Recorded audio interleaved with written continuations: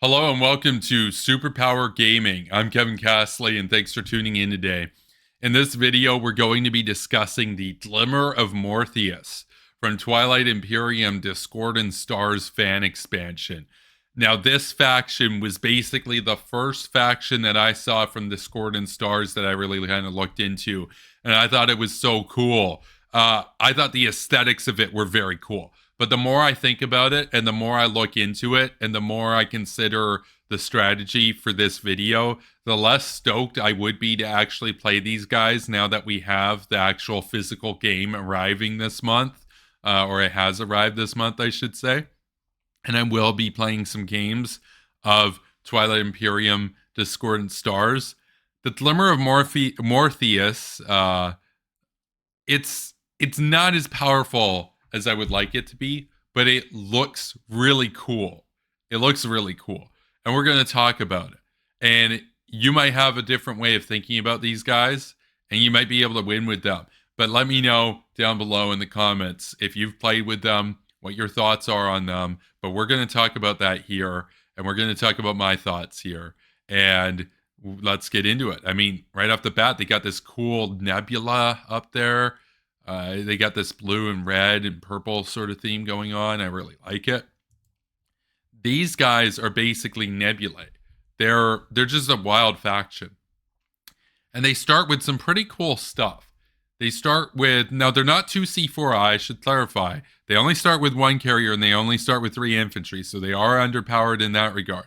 But they start with a dreadnought, which is cool. They start with a destroyer, which is cool. They start with 2 fighters, and they start with a space dock as per normal.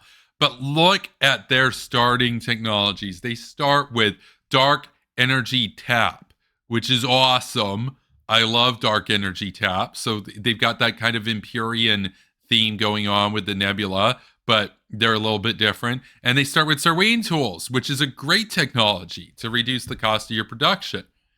They start with a 2-planet homeworld, which is in a nebula. It looks really cool. We'll look at it after. Which include the planets Baehil and Impero, which is a 3-0 and a 0-3 respectively, which nets out to a 3-3, which is solid and standard, I would say. Their commodities are 3. Their complexity rating is high, and we'll talk about that. Their faction colors are magenta, blue, and red, and we've got magenta and blue in the background here. To represent them. Of course, we always do the faction colors, so for the lighting. Now, let's look at their faction abilities. The first faction ability is Facsimile. At the start of a space combat, while you are the defender, you may spend influence equal to the cost of one of your opponent's ships in the active system to place 1 unit of that type from your reinforcements in that system. So these guys have this theme of basically being nebulae. And what it means is that even when they're not in a nebulae, they get a defending bonus, as you would if you were in a nebula. Normally, if you're in a nebula, you get a +1 to combat if you're the defender. These guys, even if they're not in a nebula, they're getting a bonus to their combat if they're the defender, where they can replicate an opponent's ship. So let's say, for example, your opponent brings in a dreadnought. You spend 4 influence from your planets, you tap those, and you spawn a dreadnought. So it's like for like. If they bring in a war sun, you got a lot of planets, you tap those, you bring in a war sun potentially. That's kind of wild, right? You of course would have to have war sun tech unlocked, and I don't know if you're going to be pursuing that with these guys, but it's possible. That's kind of cool, right?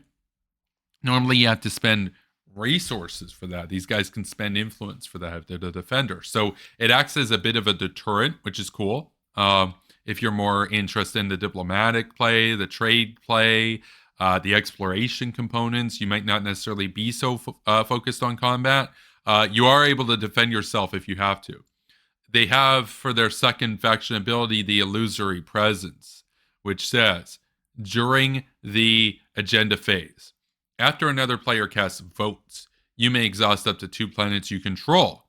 That player casts an additional number of votes equal to 1 more than the combined influence of those planets. So after another player casts votes. So this is important. This means you're basically going to be doing teamwork stuff. You're like, hey, I can bolster your voting power here, right? Let's make a deal.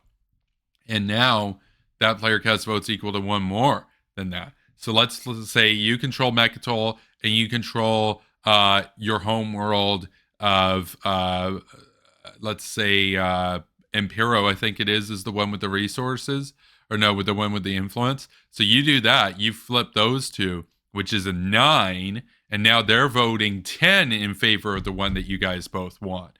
Okay, that's pretty cool. That's pretty cool. And in a lot of votes, it usually comes down to, depending on how many players there are, but usually it comes down to a difference of like a few votes. So you being able to give one more for your side does make a difference there. Now, it's not the most powerful faction ability, though. It should be noted, you know. You could have had anything, and this is what you get. It's like, it's not the most powerful thing, but these guys are definitely encouraged to like trade and do more diplomacy stuff.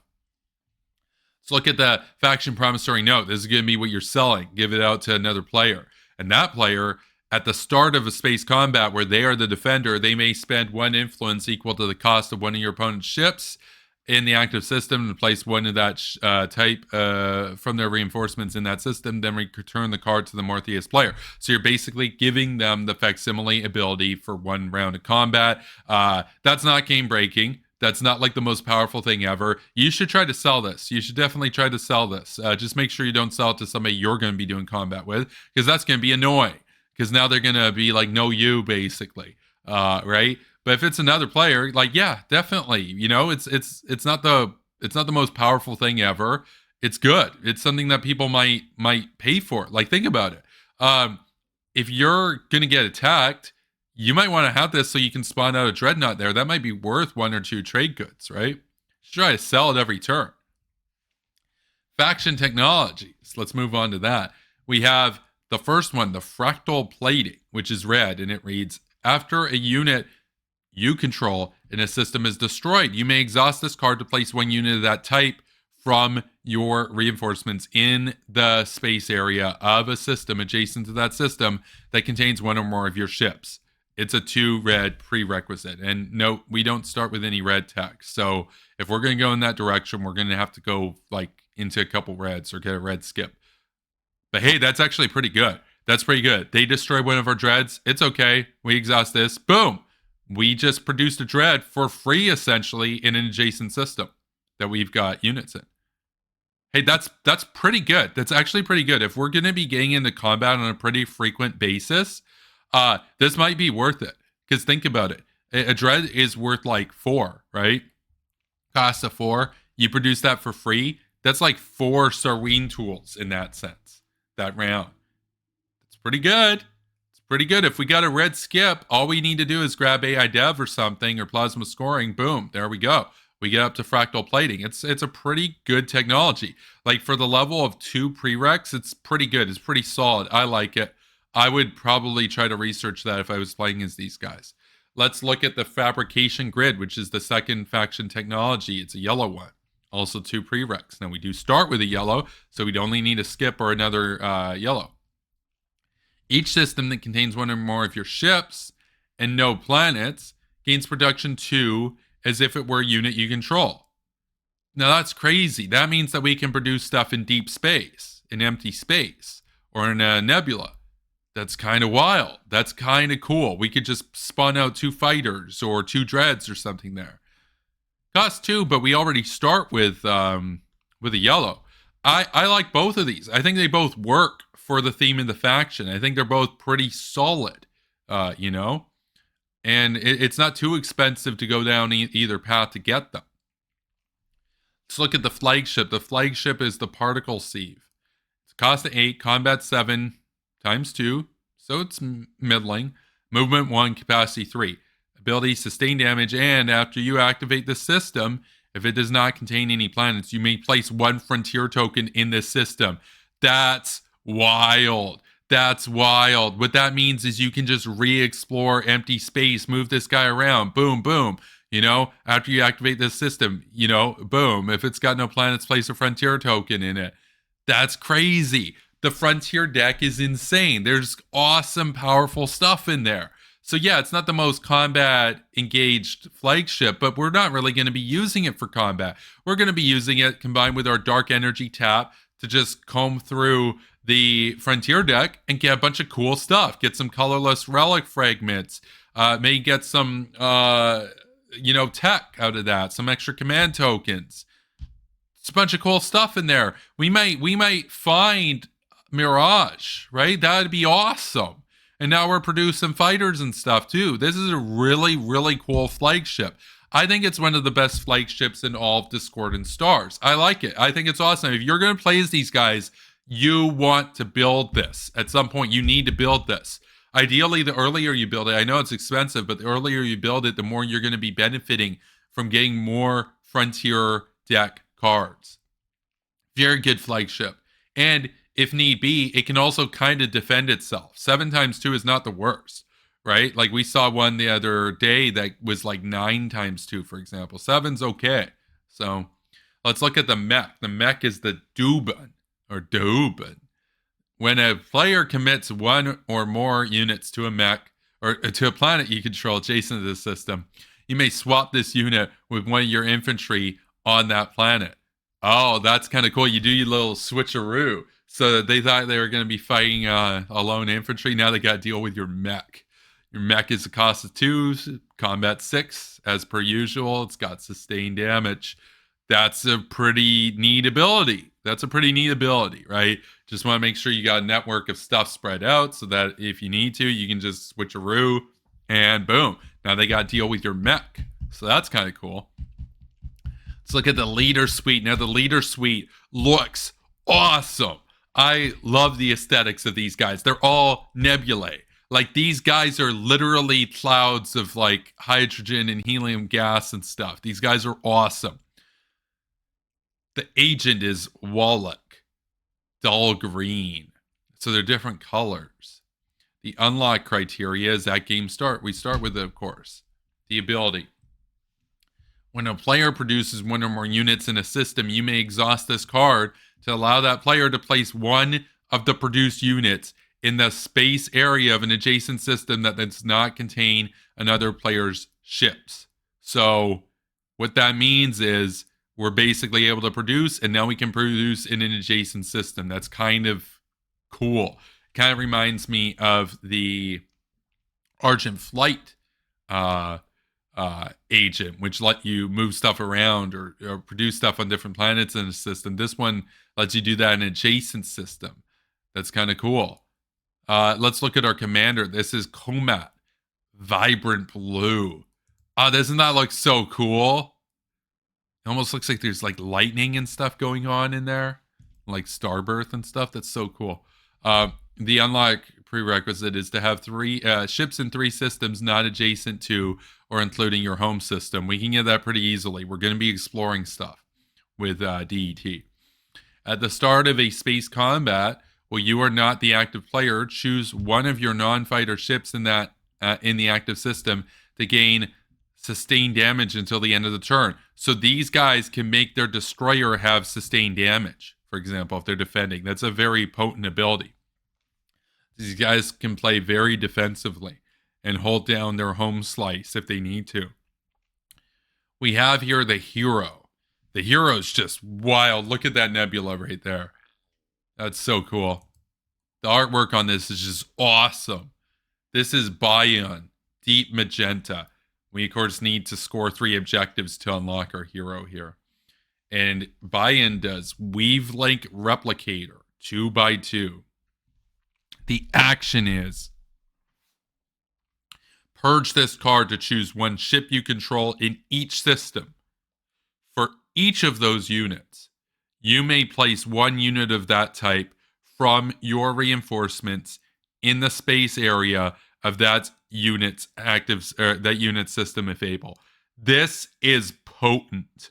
So what that means is we choose 2 dreads. We're getting out 2 dreads, right? We only have 5 dreads, so we're getting out 2 dreads for free. That's 8 costs already there, reduced, gone. We're choosing what else is expensive. Well, let's say hypothetically, if we got War Suns and we had 1 War Sun out, we choose that. Now we get another War Sun out. That's 12. We've already saved ourselves 20 trade goods or production or influence or whatever you're spending. That's insane. Let's choose another system. We got a destroyer in there. Boom. Well, now we just saved a trade good. We got a cruiser. We just saved a trade good. We do carriers. Like, the more we're spread out here, the more stuff we're going to get. That is awesome. We're like, on average with this, you're probably saving at least 10 to 15 trade goods with this hero. It's flashy. And not only are you saving the money, you're producing them in that system. So you don't have to move them. They're just there. You're bolstering everything. Imagine this as basically being Rise of a Messiah to the ultimate degree for space stuff that is in all these systems. Now, the only downside to this is, or the only thing to note, we don't want to like super focus on optimizing this to where we're everywhere so that we get a ton of stuff, because people are just going to destroy us before we can pop it.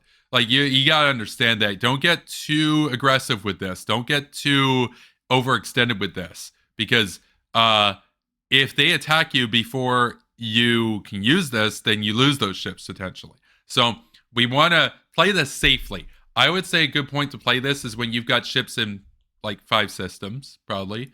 If you're getting 5 free ships, right? And we're talking things like carriers. We're talking dreads. We're talking basically 20 trade goods if we did that. If we did 2 dreads and 3 carriers, and or actually, I don't think you have that many carriers. Basically 15 to 20 trade goods is possible. I think 10 at a minimum. We're just saving immediately there, just spawning these things, and we don't have to deal with the hassle of moving them out to these other systems. I think this is like their strongest sort of thing going for them for sure. I mean, obviously it's their hero, but I think this is great. I think it's great. And this is both very defensive, but it's also capable of being very offensive, because now you can just absolutely dogpile an opponent with double the navy that you had before. You know, it's insane. It's a really, really flashy, really cool hero, and I really like it. And you're going to want to have this ability as soon as you possibly can. So get out there, score objectives. You know, it's great, and it looks cool. These guys really look cool too. So you might not win the game with the Glimmer of Mortheus, but you'll look the coolest while you're losing with the Glimmer of Mortheus. Doesn't this look so cool? That's their home world. That looks so freaking cool. Look at like, they've got like these rifts of energy going on. Like Biaheo has this like red, almost magenta orange kind of rift going on. And Emperor has like this weird kind of like energy going on, almost like this like aurora kind of thing going on over there. Looks so freaking cool. And it's on the backdrop of this huge nebula. And, you know, it looks cool. A side note, I don't really do this in this series, but I'm pretty interested in astronomy. And it should be noted that the unfortunate thing about nebulae is that if you actually lived in a nebula, which some people are kind of the view that we do, that we live in like the local cloud and stuff, we don't notice it. Because the thing in reality in the universe is that nebulae are really cool from a big distance, but they're also huge. So if you're inside one, you wouldn't really notice it because it's very rarefied. So that's the one thing to note here. But, you know, this is Twilight Imperium, and maybe it's less rarefied, so they can see their nebula that they're, you know, orbiting around and stuff. And it looks cool. It really looks cool. These guys have like this almost like koi fish sort of thing going on with their insignia. It looks really cool. I think their techs are pretty solid. I don't know how easily they're going to be winning games. The complexity rating is high. Yeah, I think that's fair. But they start with some cool stuff. They start with some cool tech. They've got a pretty cool leader suite. And just, if you're going to play these guys, just don't be so aggressive with them, basically, is what it is. Use your flagship to do some awesome exploration stuff. Try to find Mirage, you know. You can do some pretty wild stuff with these guys. But I just don't necessarily see them consistently winning games, but I can see them consistently being a lot of fun to play with. And I would definitely like to play with these guys. So that's my view on the Glimmer of Mortheus. Let me know what you think. Have you won with them? Have you played with them? Have you lost with them? Would you do anything differently? What tech route would you go down? Would you consider going in the War Sun direction? How did you use your hero? What sort of units are you really want to focus on with that? Let me know how it went. And I will see you in the next video. So be sure to subscribe. I am going through and doing reviews of every faction in Twilight Imperium, Prophecy Kings, and Discordant Stars, and I really like these guys. I think Glimmer of Mortheus, this is what got me interested in Discordant Stars. And I think, these guys just, everything about their vibe and energy is just like it is essentially the platonic ideal of Discordant Stars, essentially. Like when you think Discordant Stars, you think Glimmer of Mortheus. It's basically where it's at. You see on the front of the box, they got that nebula and everything in the background. And even though it's the Eden Mandate and everything there at the front, it's all in the backdrop of this wild nebula that's going on. And I think these guys are just archetypically Discordant Stars. And I like them. So I will see you in the next video. Take care. Peace, y'all.